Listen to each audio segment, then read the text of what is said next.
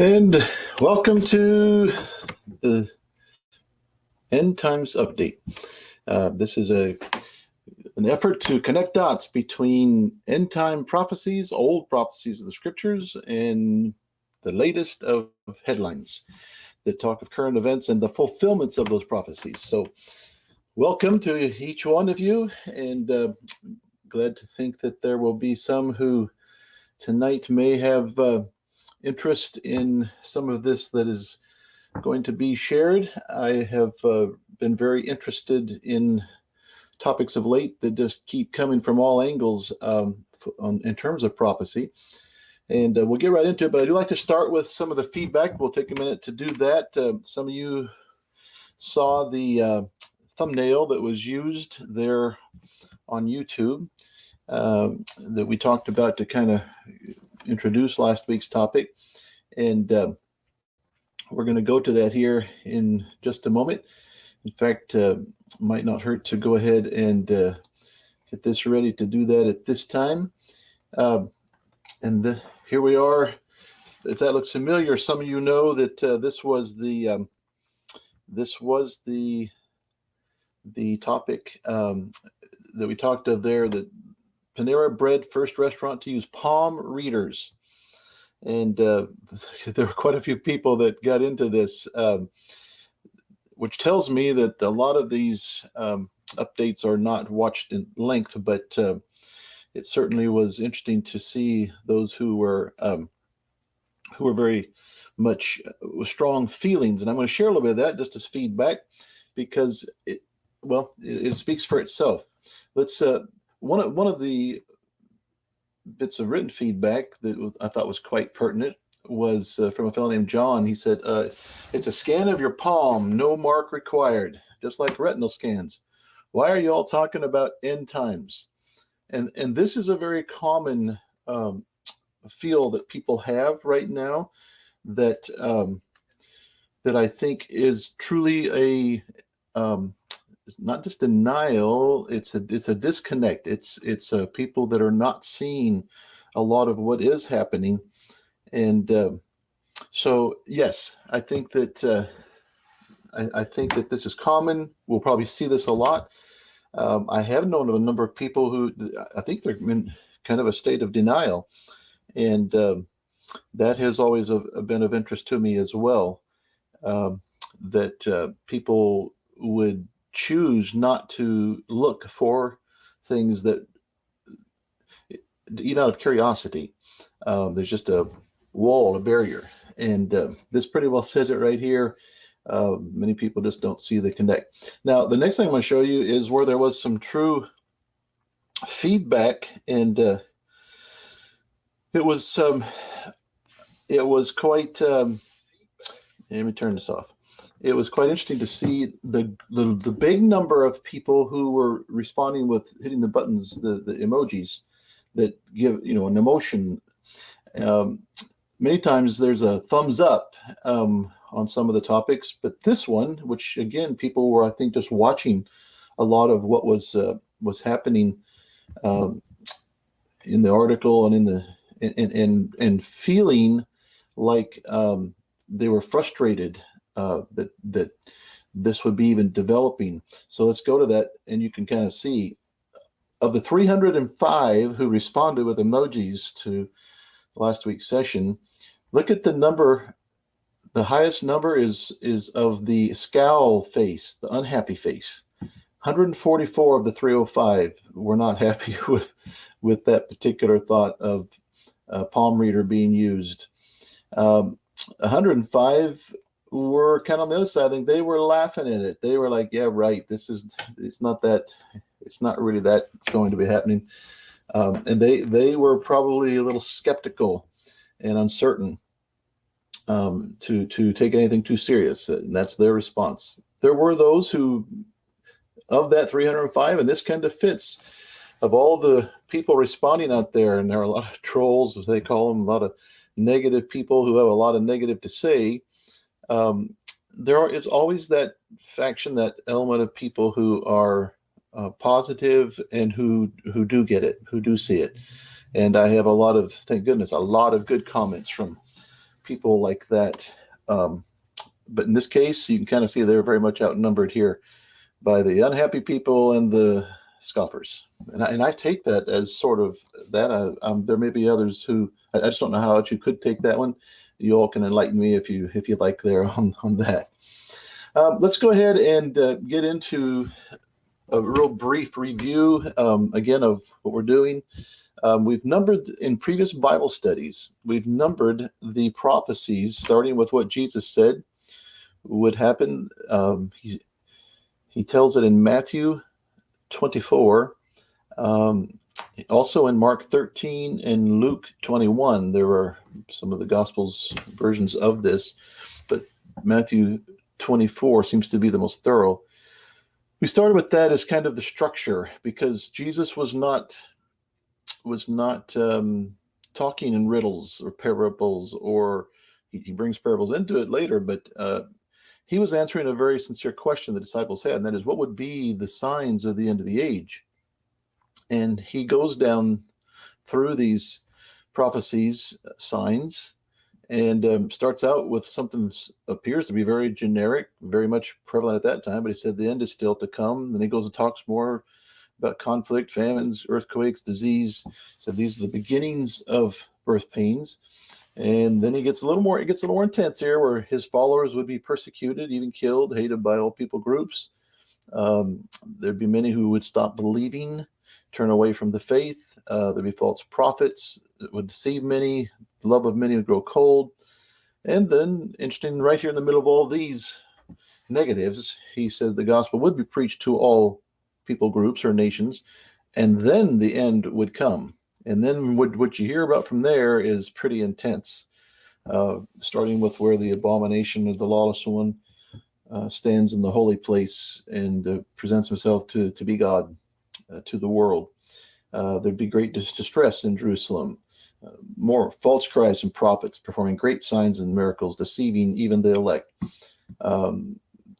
We put one in here from Revelation because it kind of fits even with any sequence that Jesus says, but also with what will no doubt take place with the new world government that spoken of in Revelation, the new world global economic system, and all that goes with that. And this is where we mentioned there'd be a global financial system where a market be required to buy or sell. That seems to be quite clear and supported there in that setting of what what John wrote.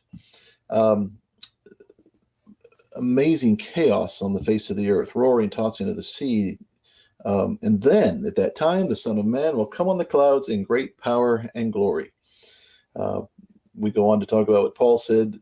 Dead in Christ would rise first, and those who remain alive at that time would also meet him in the air. We've added another one more recently, that there'd be many scoffers who would doubt and ridicule. And back to our feedback tonight, there is a lot of that. There's a lot of, again, but should not be surprised, because there are many who just do not believe. They don't take any of this very serious at all.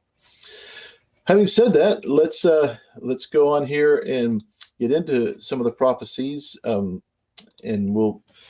the screen I just raced past was emphasizing there has to be a lot of global everything for the prophecies to take place that Jesus talked about. And that is what seems to be happening, even down to the global rumors of wars. And any of you today, if you were to just take the time to study anything on the news, and I'm not about just the regular news, but to look a little bit deeper into other sources of news. There's Axios that tells about what's happening. You might have heard this on the regular media outlets, but there's been today quite an interesting outbreak of rockets being fired from Lebanon into Israel. In fact, the most they say in 15 years. And this is, again, this is a very interesting time, because just yesterday, I believe it was, that the mosque there on the mount, the Holy Mount, was full of some of the Muslims, and they were doing things of violence, and the Israeli army responded, and it was quite an amazing set of events there. But the whole region is like this right now, where there's just tremendous unrest, and it's not just within the country between Jews and Muslim, but it is also, or Arabs, I mean, we should say, it is also now where the surrounding anti-Israel factions are getting in on things. And this article is talking about these 24 rockets, at least, that were up in northern Israel, um, being shot into Israel from Lebanon, and how things are so tense. It's hard to know what's really happening there, but when you hear over and over from people in that region that this is as tense as it's been in many years, then you realize that things are serious. But it fits again what has been going on for centuries, millenniums, wars and troubles like that. There are other dimensions that make this more serious, and we've talked about that in other broadcasts, that if it was just this, Lebanon shooting rockets into Israel, okay, so there's some, Hezbollah or Hamas or somebody that's there being equipped to shoot rockets. But when you see the bigger picture, and how that now we have Iran that is definitely supplying a lot of these front lines with, I mean, we're talking hundreds of thousands of missiles. I didn't even know that till recently. But this is big, and this is something that at any given time could turn into something very, very serious. And then when you see the geopolitical alignment of countries that's taking place with Russia, and even kind of odd allies that are shaping up, what was it, Saudi Arabia and Iran just recently. I mean, they're right now working through peace negotiations, and they have been like hardcore enemies. And here they are now aligning with China's help, negotiating. So the geopolitical scene, where there's countries that are positioning and shaping up and developing relationships. Some of them, this is new. This is new in the history, for sure, modern history, but in many cases, history period. So this is all very, very interesting. There is another war that got my attention. I mean, besides China and what they're doing, rhetoric about the nuclear war and the Taiwan and the issues going there, which is another whole big story, isn't it? For those who have watched what's going on with that setting. But this one caught my eye too, because this one has a certain sound of imminence. Brink of nuclear war. North Korea warning on military drills. North Korea does not like South Korea and the United States doing these drills. And they're saying in this article, Al Jazeera, these are reputable news sources, but they're saying that North Korea is threatening, and some people say they should be taken seriously, and they're saying that. And I need to make sure this is on.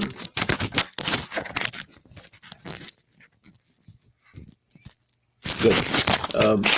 Saying that likely something will happen in some way, just because they don't like to make empty threats, and their integrity, their honor, their pride is based on it. So this is a very interesting and troubling thing that is developing much out there in the Asian, South Pacific areas that could turn into something seemingly very easily. Wars and rumors of wars. Let's go to another prophecy. Earthquakes. Yes, they've been going on forever. I still have not got that chart, and I apologize. I will hope to do that soon. That does show by our own geographical agency here in America that in terms of intensity and number of earthquakes, so over 6.0, that number is climbing. Because I hear people often say, there always been earthquakes, and it's true. That's very true. But what so many of the prophecies seem to be following is there's this intensity in all of them. There's either frequency or intensity that is developing. Just a couple examples here. As we shared recently, the earthquakes that the Bible translates the word seismos into earthquakes. It is, seismos means any kind of wave, gale, wind, water, land. But the volcanoes, which we're seeing, in fact, at one point here a few weeks ago, there were twice as many active volcanoes as there was normally on the yearly average at that very time. Well, here are some that, and here's one in Iceland that's been active for a while. And to realize that there are many earthquake swarms, they're called, that take place around a volcano, and we're talking hundreds and thousands. So if you were to have, no normal number of volcanoes happening on the average in a year, with thousands of earthquakes, some of them small, most of them small. But if you were to take that number and double it, you can see that now you're really seeing some action, and who knows where this will go. But you'll be hearing more, I'm quite sure of this, just because of the trend, the way that things are happening at the moment. One more to talk about down in Colombia, where the evacuations were in progress. They hadn't seen seismic activity since a major eruption in 1985. So again, that doesn't go that far back, but we're talking, 40 years or so, 35. And so anyway, here is just, and this is, by the way, a good news source to watchers. For those of you who are interested in keeping track of these kinds of things, volcanoes, earthquakes, and the like, this is a great news source here. Let's go to Prophecy 7. There will be pestilence. Have you heard of Arcturus? I hadn't until just the last 3 days. But here we are now being told that it's another strain, a COVID strain that is taken off. And I've had friends recently that had a new strain of COVID. I've heard of several now that have had 3 and 4 times. So that particular pestilence, which is disease in this case, that is widespread, that is not ended. It's not over. We talked last week about this fungus that is gaining traction in 20-some states, and there's concern in a number of sources watching this closely as well. But again, pestilence, it's the latest, the headline that I'm finding there. Persecution. This is by the Chaldean News, which is represents a lot of the Middle Eastern type people and heritages there. But Christians in the Middle East, persecuted and forgotten people, and look at these statistics here of this. Between the fall of 2021 and the fall of 2022, 5,621 Christians were killed, 4,542 were arrested, and 5,259 were kidnapped around the world, according to the Christian International Network Open Doors. So for the people who, and we Americans, and I hear this a lot, that we fortunately, for the people who expect a second coming to be God keeping his people from suffering persecution, what do we say to these folks? And in America, we have been so protected and so with freedom of religion. It just, in our minds, we can't fathom the possibility that these people are being persecuted like this. But that's just on the other side of the earth, and it's it goes on to. So, in fact, I'm going to read just a bit more out of this. This is very fascinating. It said in the second paragraph that I have here on the screen. In addition, over 2,000 churches and church buildings were the target of violence. Get this: almost 1 in 7 Christians worldwide were persecuted. 1 in 7. With those in the Middle East bearing the brunt of the hatred. And I know that would be where the conflict would exist the most between the people groups, Christians and Muslims. But then get this next one. After 2 millennia of Christian presence, the Middle East is slowly but surely being cleansed of Christians. The bishop of the Chaldean Catholic Church in Baghdad declared that the exit of Christians was an unprecedented event. Unprecedented event. So here we are. We're seeing much of what Jesus described. We're not seeing it a lot yet in America. We are seeing other things that are troubling to us as Christians. And there is persecution happening, and it's taking a kind of a different form at present. But again, it is a very real thing that is happening that Jesus said would happen.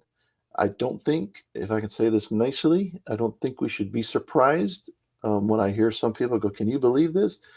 And, this isn't supposed to be happening. Well, Jesus said it would happen. And you can't have persecution of Christians if the Christians aren't around. If I can say that also for thought. And so here we are at this time in human history with persecution on the grow. It's becoming more and more. Closely to that, but also another prophecy right afterwards, Jesus said, many would leave the faith. This interested me here from a TMZ news item. Bill Maher, the night talk show host, demands Atheist Day holiday for 100 million American non-believers. Now, he's going by some statistics and different sources, but that's pretty powerful. That's pretty much that says something about where America is.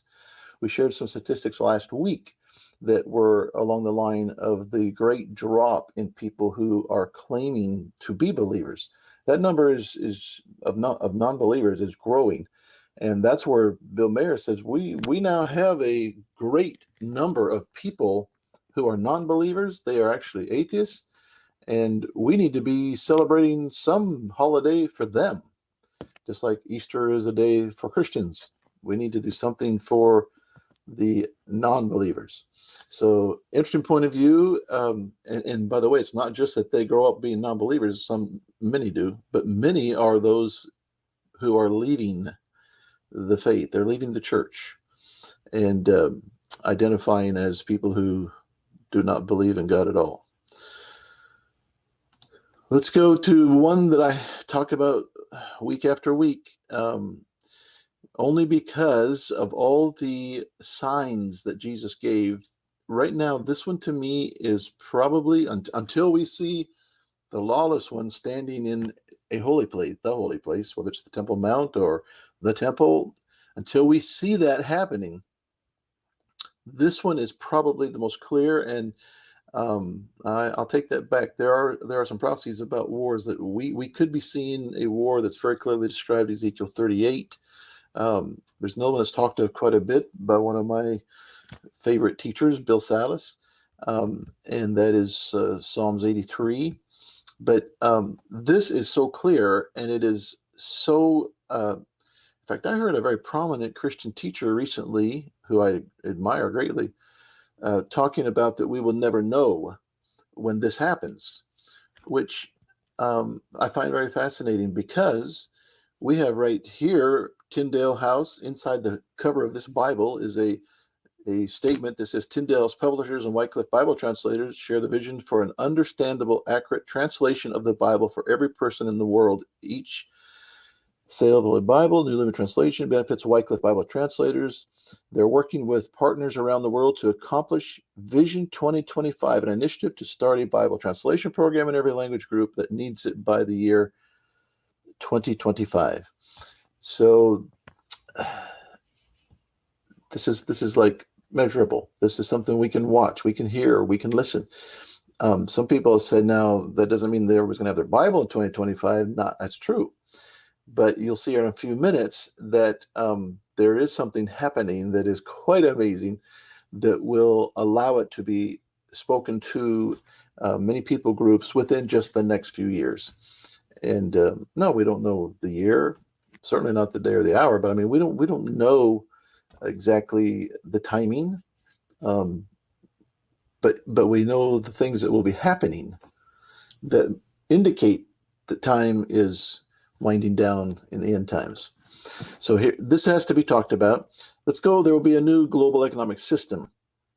I had to talk about this week because just this week, first week of April, there is something very significant happening. And I am so intrigued. I did not know about any of this until 5, 6, 7 weeks ago. I mean, I'd heard about the trial with the banks being tested for going with the central bank digital currency. I'd heard about that. Probably many of you have too. And I thought, oh, that's fascinating. Okay, well, how many years that'll take to take the dollar and make it something digital where we don't have cash in our fingers or pocket, wallet, billfold, purse. And so that trial happened. And then we start hearing of something that's happening pretty quickly. And just this week, because these are all late headlines here, Forbes telling us real-time FedNow expected to boost instant payments. Now, at first, I didn't understand how significant this was. I thought, okay, it's another small step toward this global economic system. But the more I've studied it, the more I've realized it's not a small step. This is huge. This is like going down that road lickety split. And here we have, besides this, the Fed saying that this is they're getting started with it. When I did a little research, I found this at the Fed's website. You can see and read for yourself. There's a lot there that's quite fascinating. This is one of the news releases that actually was back in the middle of March. It says Federal Reserve announces July launch for the FedNow service. The FedNow is a program that's going to allow banks to process exchanges of money, merchant to merchant, customer to customer, customer to merchant, merchant to customer, but in real time. Like right now, there's a clearinghouse, there's a time, there's a wait time, there's a hold time, whatever. But this is going to be real time, instantaneous, and it's going to be 24/7. It's going to be around the clock. It's not just a service that's provided at certain times. This is going to be the direction that it goes. And it said here it's going to start in July of this year, be active. But look what's happening this week in April. And it is. I've read it from other sources. The first week of April, the Federal Reserve will begin the formal certification of participants for launch of the service. Early adopters will complete a customer testing and certification program. So here we are. And for those people who are like, oh, it's never going to happen, it's going to take forever, I'm telling you, it is happening fast. And so fast that my head's spinning, and probably many of you, same thing. You're like, I don't think I'm able to track what's really going on. And the reason is it's going so fast. We can't keep up with it. It's just amazing. Well, many of us are still working, I don't know if it's 9 to 5, but whatever, working hard and trying to take care of families and keeping the kids going to events and school and extracurricular. And while we hopefully are doing busy with church activity, which I am, and I love it. And I love being around the people of it. But while I'm doing all this, there are some things happening that I don't know that I have been real mindful of. And there's a danger there that we can just be so busy, we miss what's taking place till all of a sudden we're all in a panic. And I don't think Jesus intended for that. He did tell us to be alert and on the watch and be aware of what was going on.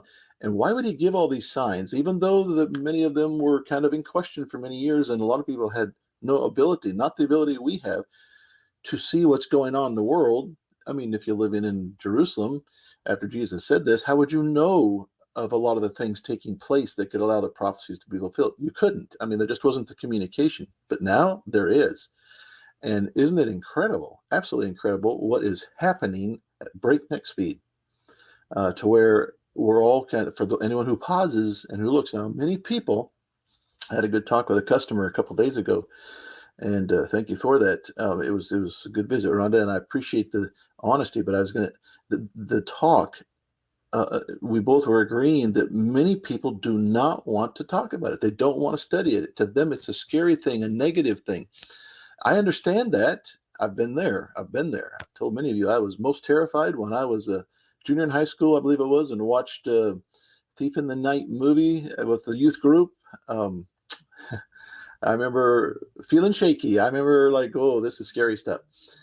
And I saw it recently. I hadn't watched it for all these years, and it is like the weakest, piddliest, most. I mean, it's a good story for back then, but for all the cinemagic and technology of today, I'd love to have somebody.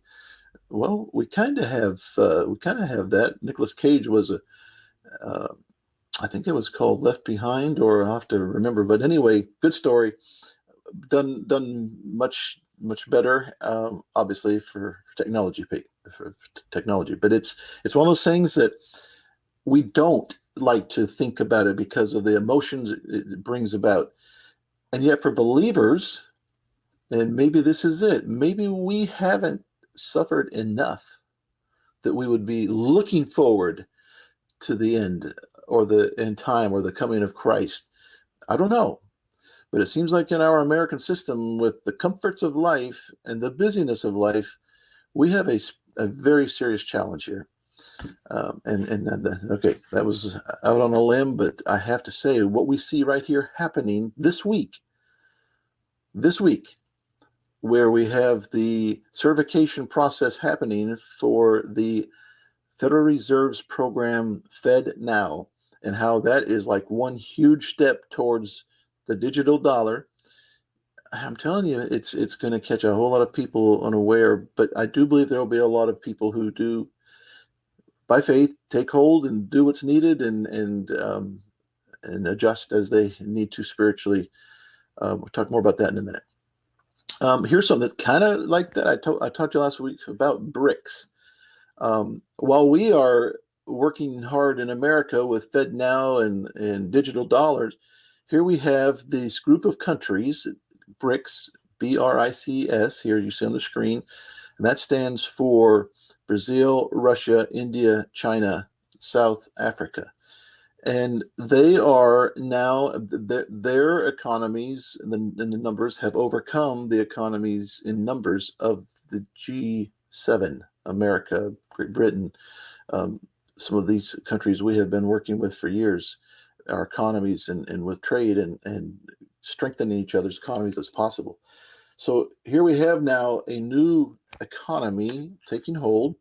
I would remind you, just 2 or 3 weeks ago, China, after Xi met with Putin, was saying they were going to be the new police of the world, following, of course, international law, but being enforcers of the United Nations-centric government.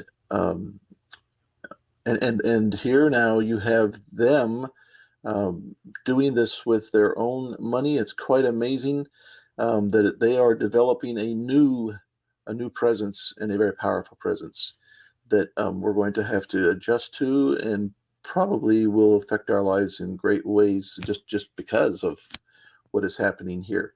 So there's more to be shared there, no doubt, in time.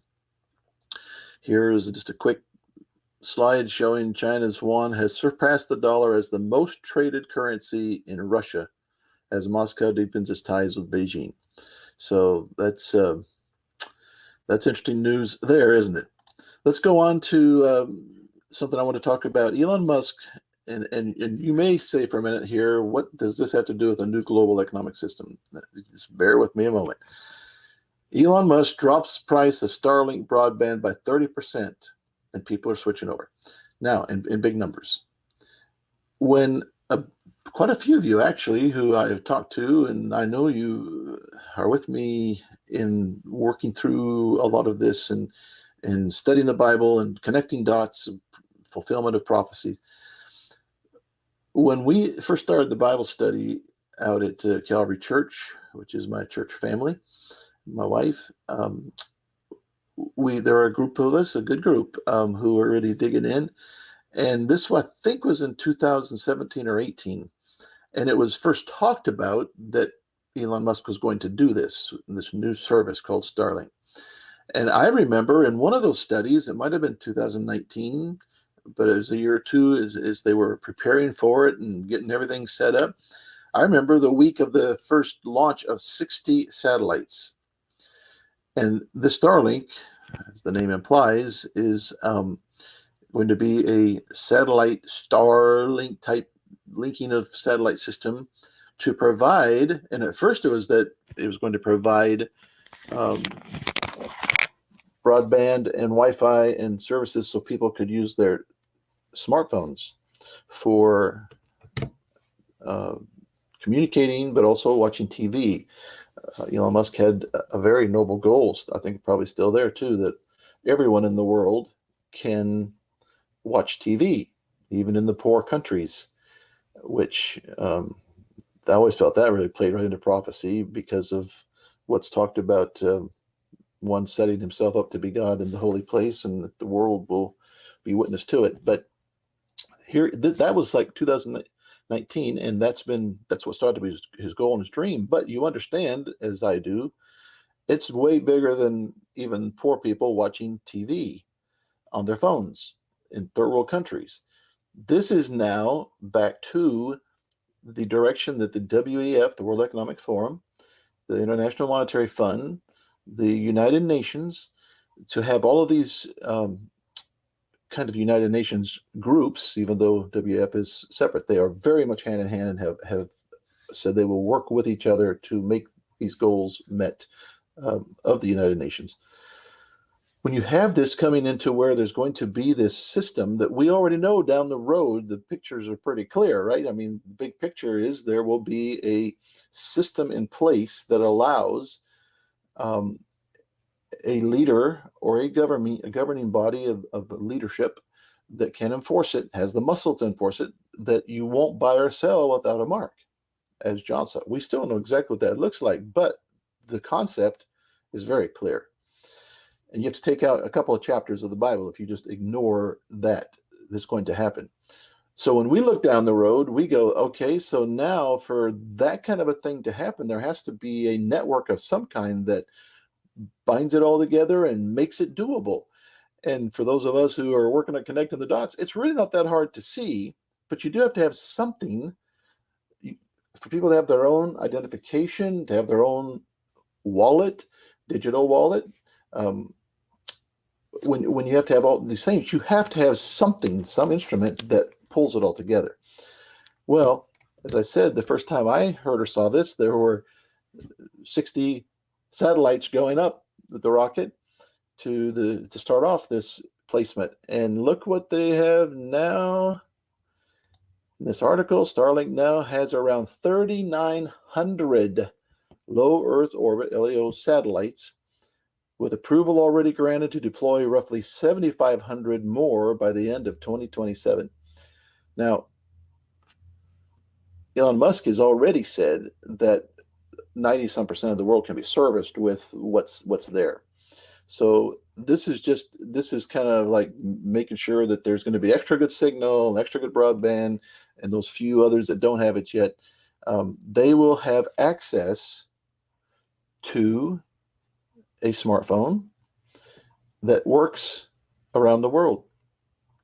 And we aren't going to spend too long on this, but what goes along with all of this that is just amazing is what started out, Bitcoin is still a fairly powerful force economically for many people.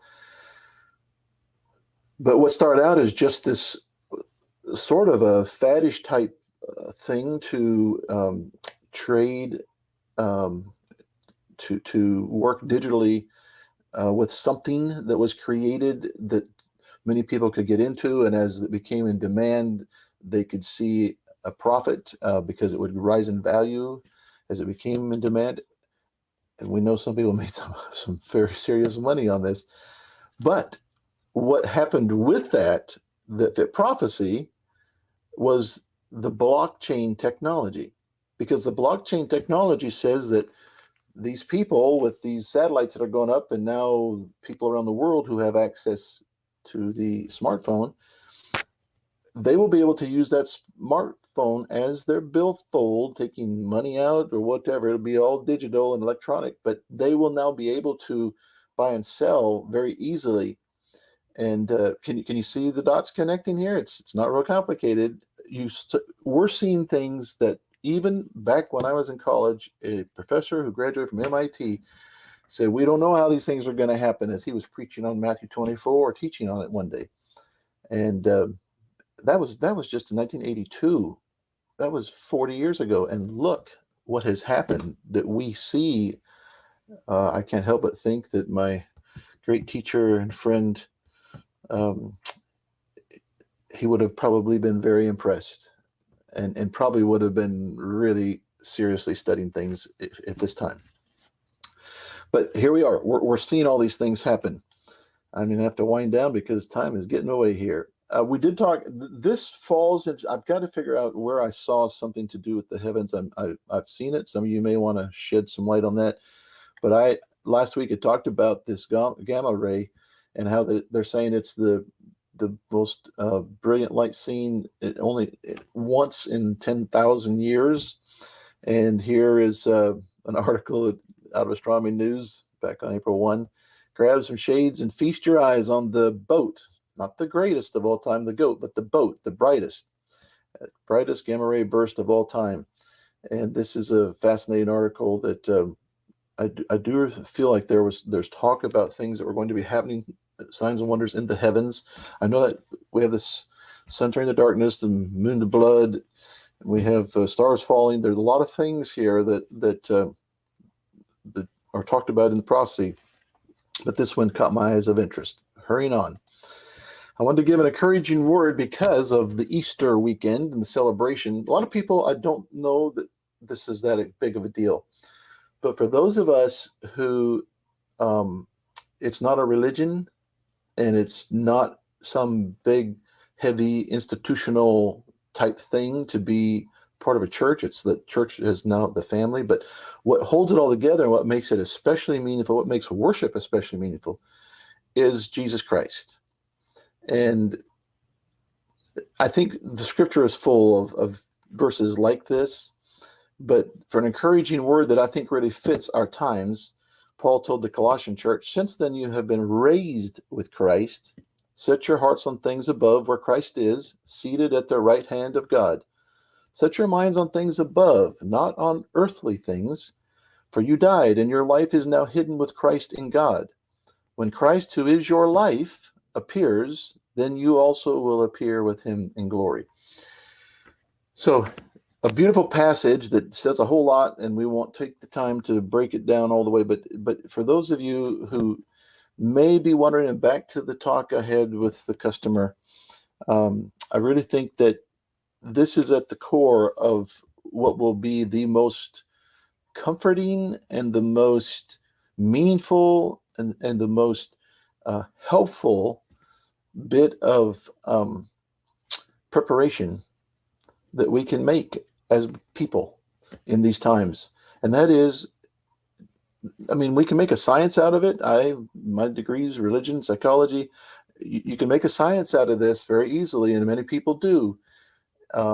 They miss it. They miss it entirely, because this is what it's all about. This Easter weekend, if we didn't have a God that is alive, who resurrected, that has not been proven otherwise ever, though many have tried. It just doesn't make sense logically. It doesn't make sense to what has happened. But the bigger factor, it doesn't fit how God and Jesus Christ and his life changes our lives when we look to him. We get our eyes off churches and church names and church traditions and church rituals and phony believers and bad believers and humans like me. We get our eyes off that and really put it to on Jesus Christ and his life and his death and his resurrection. Suddenly there's something very real that happens as we accept and embrace all that, and it truly gives us this great hope that will carry us through anything. It's what the martyrs of the past, no doubt, would go to the stake and be burned to death, because they had a relationship that they'd experienced the living Spirit of God in their lives.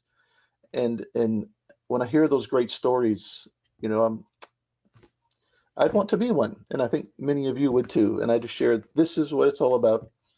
So let's keep the faith. Let's keep the focus. Let's keep growing spiritually. But let's also be wide awake to what's happening and see if we can't maybe interest and be an encouragement to others in our lives in the process. Thank you for sharing these times. I look forward to meeting back with you next week, good Lord willing, on the End Times Update. God bless.